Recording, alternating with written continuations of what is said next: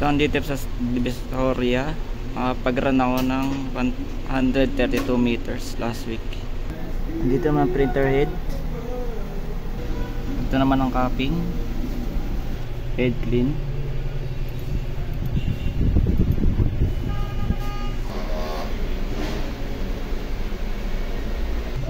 Nozzle check.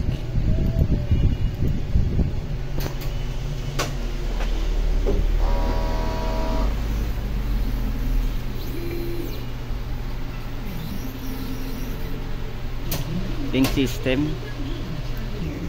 Hindi naman ng stocks. Dito naman ng ABR. Dito naman ng waste stamp. Nalinis last week. Ito naman nagamit ko sa powder. Sa white. Sa magenta. Sa cyan. Sa black. Sa yellow. At sa film. Dito naman ang daily output.